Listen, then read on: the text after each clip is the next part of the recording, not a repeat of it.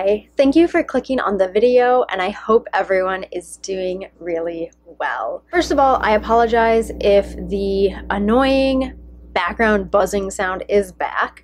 I had somehow gotten rid of it in some videos, and then I have recently been told it's back.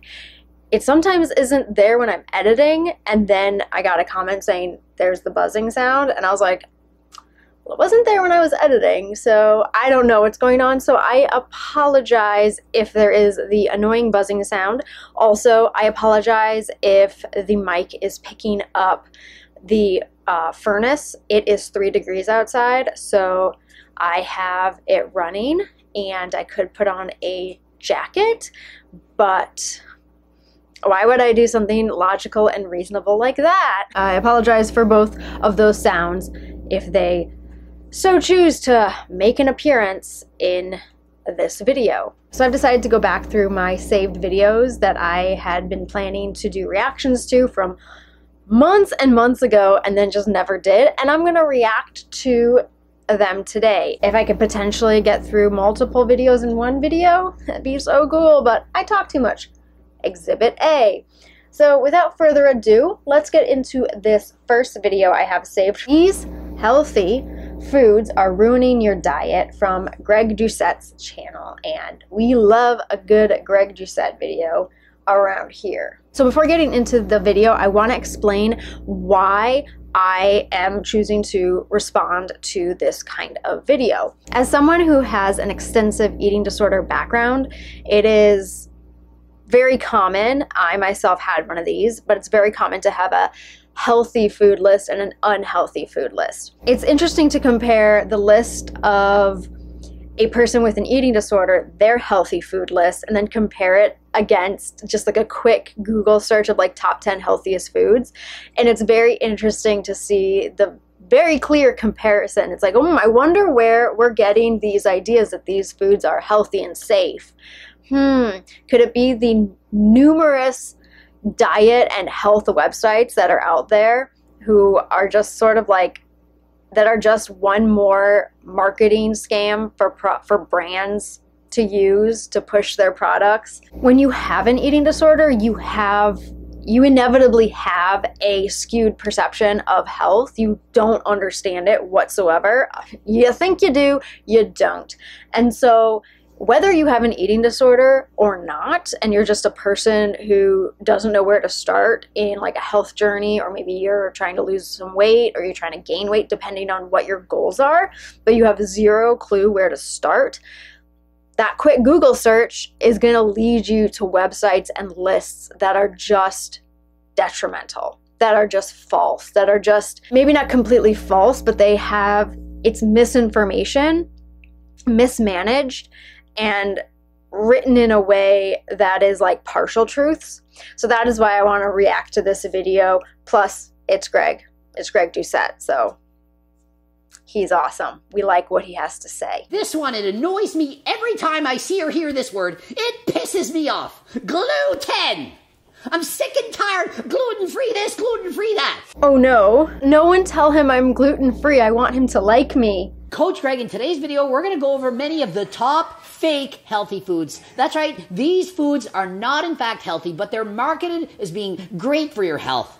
Guaranteed, you've been fooled by at least one or more of the following list of fake healthy foods. I think what I'm going to do is I'm going to have him say the food.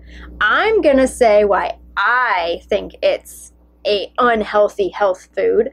And then let's see if my reasoning is the same reason he thinks. Number 1, veggie chips. For the longest time, I never even thought to look at the ingredients list of a veggie chip because it couldn't possibly contain anything like sketchy, right? Veggie chips are the healthy alternative.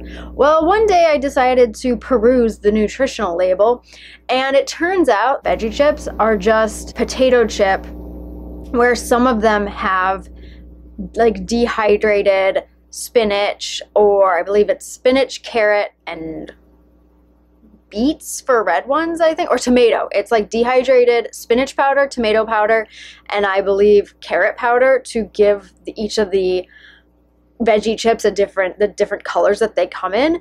And in order for them to be able to be marketed as veggie chips, it has to contain like a certain amount of vegetable essence, and that is the powdered. So you're essentially eating a glorified potato chip. So if you actually look at a veggie chip in the end, all it is vegetables, remove all the fiber, add in a ton of oil, and make it the exact same way as chips. So in the end, when you're eating veggie chips, you're eating regular chips. There's no difference. Just because it has the word veggie in the title doesn't mean it's suddenly healthy. Eat vegetables. Don't eat veggie chips. There must be a difference in brands, because I definitely know there are brands that have veggie chips and you look at the back and the first ingredient is potatoes. And then it's like dehydrated vegetable powders and stuff. So it's interesting that I'm wondering what veggie chips he is referring to. And that pushes another point, is when you read those like health lists online that say like these foods are healthy and these aren't, like these are healthy, these aren't, what to eat, what to avoid, that kind of stuff.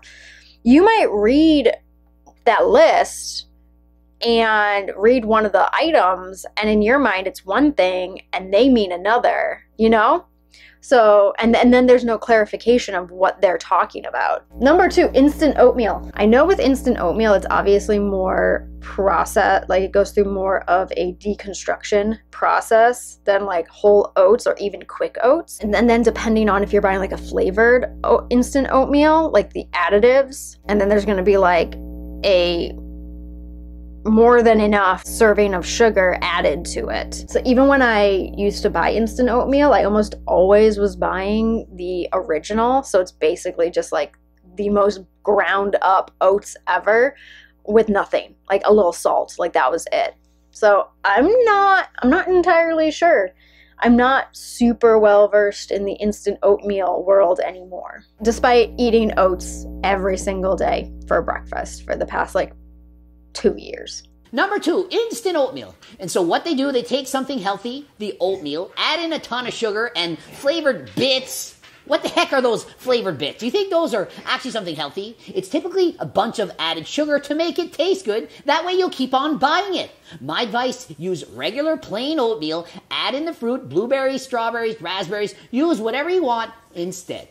I think we essentially said the same thing. Yay. I know that sports drinks are super high in sugar, and I want to say that I don't remember where I heard this from, and this could be just like urban legend or like myth or whatever, but I feel like I heard once from someone, I know how reputable that source is, the benefits of a sports drink, because the point of a sports drink is for hydration and electrolytes. But like the point of a sports drink is to get the electrolytes, hydration after working out, because you've sweated out, you know, that good stuff, and you're putting it back in your body. But I heard that they're so high in sugar, the sugar content kind of like outweighs the beneficial points of a sports drink. Now, I could be completely wrong and I'm just making that up, but that sounds super, super, super familiar. So I'm gonna guess it's the sugar content of sports drinks. Side note, clarify, there's nothing wrong with sugar. It's the amount of excess sugar. So this is not to demonize sugar in any way, shape, or form. Number 3, sports drinks. You know, Gatorade, Powerade, vitamin water, all these things. This is just sugar-laden water with a couple of electrolytes, making it look like somehow it's healthy for you. Really, when you look at it, it's hardly any different than drinking a can of pop. Number 4, energy bars, energy balls. Energy balls, energy bars, those things. I'm gonna say, because I know a lot of them don't have added sugar to them, but I do know that a lot of them have a lot of fat in them. Sometimes an obscene amount of fat. I love a good energy ball. Let me tell you, those things are delish. You want to keep eating them, but then you feel really sick, you know? It's marketed as like a good diet food because it gives you energy and they taste really good, and a lot of them are so high in fat that that's gonna like stop you from eating the whole container. Joke's on you. When they say the word energy, that's code for it's full of sugar and extra calories. High in fat, high in sugar, because you need the like instant carb kick of like pure sugar. But that's the thing, is like maybe it's the energy balls that I have come across are more, it's not added sugar, it's natural sugars. So Same, but different. It doesn't mean it somehow gives you a bunch of energy. It's not like drinking a cup of coffee where it's going to give you energy from the caffeine. It's a lot of calories, aka energy. And so they say, hey, it's an energy ball. It's an energy bar. All it is a ton of sugar, fat, and excess calories. If your bar has over 250 calories and 20 grams of protein or less, it's an energy bar. It's not actually a protein bar. It's something to give you a lot of energy. That's fine if you're burning a ton of calories off, but if you're somebody trying to lose weight, it's not going to do what it promises. Number 5, and this one goes way back to when we were kids, flavored yogurt. It's funny he mentions this because I actually, for the past, I would say I don't even know how long, many years, I have been predominantly buying unsweetened yogurt, coconut yogurt, oat milk yogurt, almond yogurt. Recently, I bought a case of almond milk yogurt, the little cups, and they were flavored vanilla and strawberry. I was having one a day for like 2 weeks. And after those 2 weeks, I was not feeling good at all. I felt more on edge. I felt more shaky. I felt more just sort of like scatterbrained and a lot more anxious. And I couldn't figure it out. And then I realized it's probably the sugar. There's a lot of sugar in yogurt. And one, I don't eat yogurt that often. And like I said, 100% of the time before this, it was unsweetened. So it was literally, the sugar that was in it was literally coming from the ingredients, like the coconut milk itself or the oat milk itself. There was no sugar being added.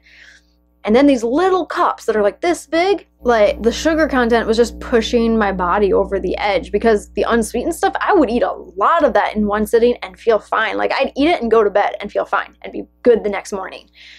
But this was like, I'd have it like midday, the flavored ones, and it was rough. Like I just felt icky for days. So I'm gonna guess again, the added sugar. We grew up thinking yogurt, it's so healthy. It's yogurt, it's dairy, it's gotta be healthy. Flavored yogurt is like eating ice cream. It's got a ton of sugar and or fat. And so rather than having yogurt, opt for Greek yogurt and add fruit to it instead. In doing so, you'll have a way more protein, fiber, and it will also be lower in calories.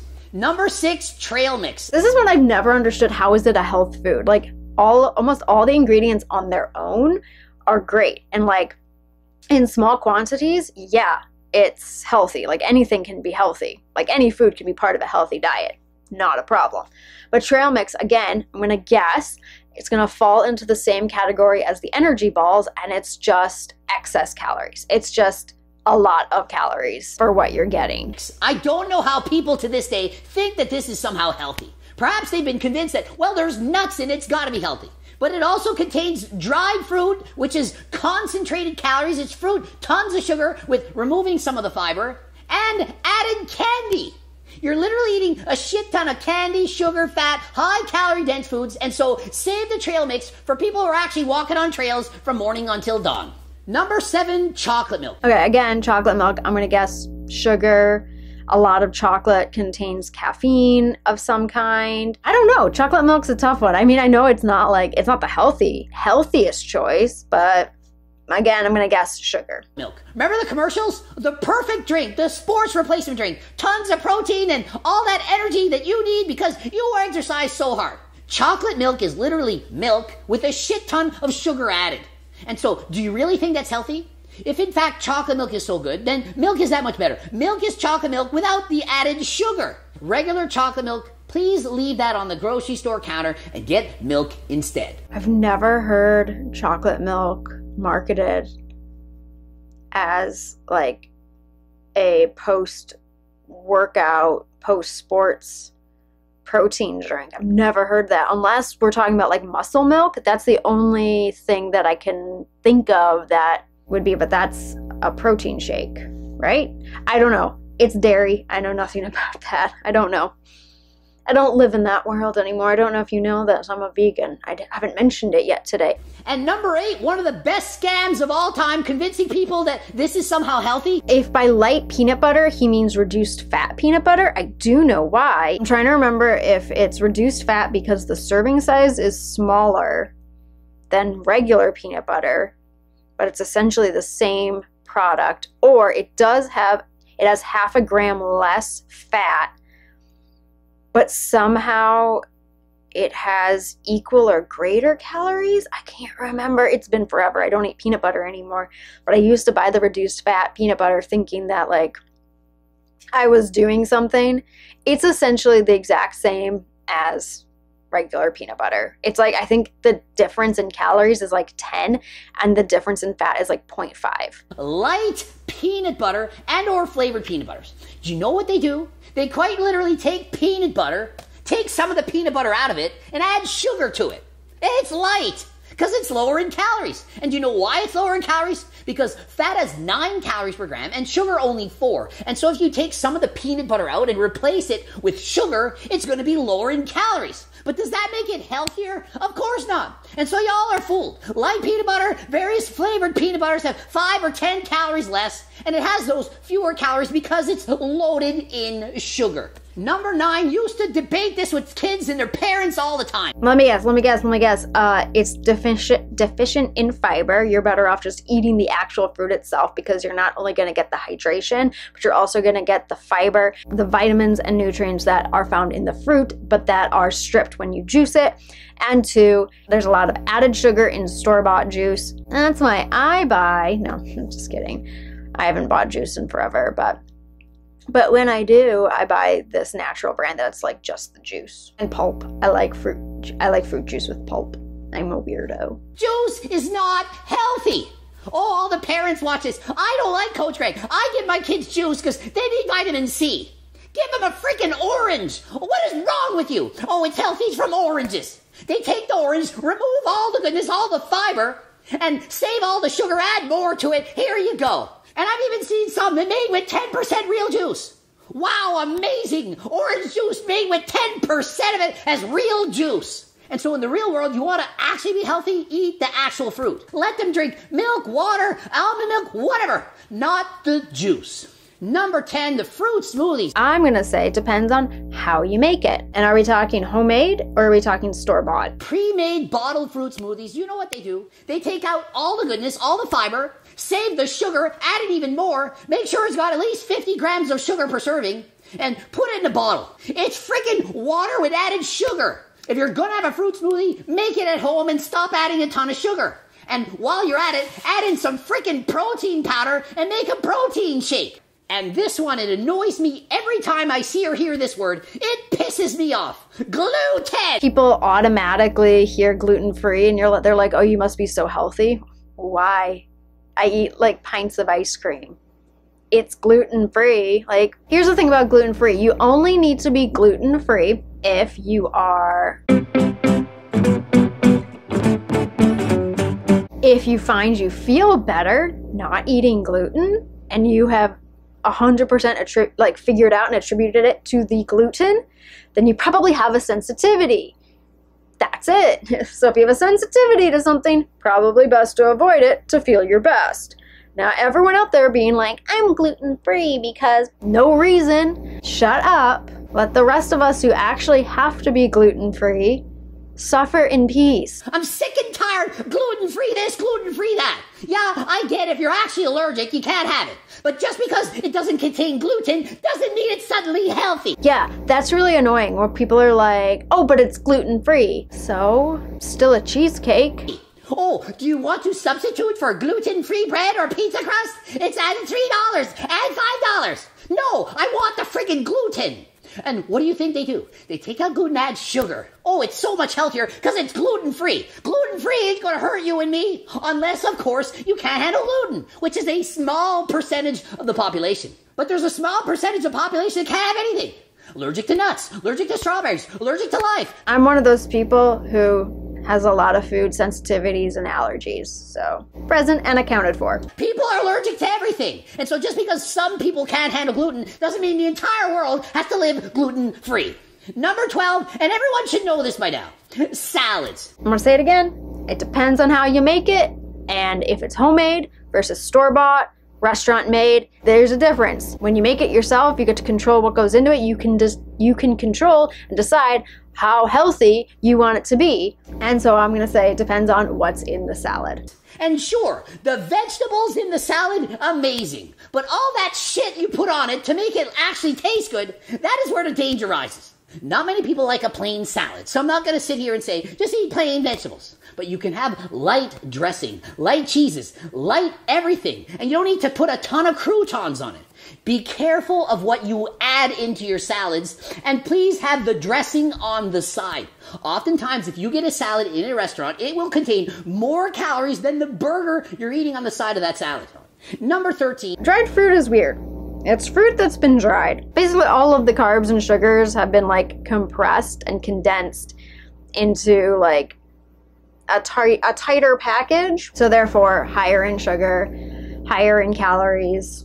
Dried fruit. It's like, why can't people just like things in nature? Fruit. You have to change it. You have to dry it out. Why are we drying fruit? Fruit tastes great as it is. Oh, I'm going to dry it out, add a bunch of sugar, and then eat it and call it healthy. I mean, I guess there's dried fruit where they add sugar to it. So that actually surprised me. And I guess he's right. I haven't seen that in a while. What is wrong with us? Why can't we just enjoy an apple, a strawberry, blueberry, raspberry? Fruit is amazing as it's made. You don't have to do anything to it. And so when you're eating dried fruit, consider you're eating candies. Essentially, it's calorie-jammed, sugar-laden foods that are very easy to eat. In comparison, fruit's gonna keep you full, satiated because they're more voluminous. I wanna end this video by saying, if you enjoy any of those foods on that list, enjoy those foods. There doesn't need to be this label and what list do they fall on. Like, that's not important. It's important that you make the healthy and satisfying choice for yourself. And if you're craving one of those foods, then have that food. Like, there's nothing wrong with that. Greg, I'm sorry. Thank you for your input. I appreciate your video. Setting you aside for a moment, this is me saying that understanding that basically at this point, healthy, the label of healthy is meaningless.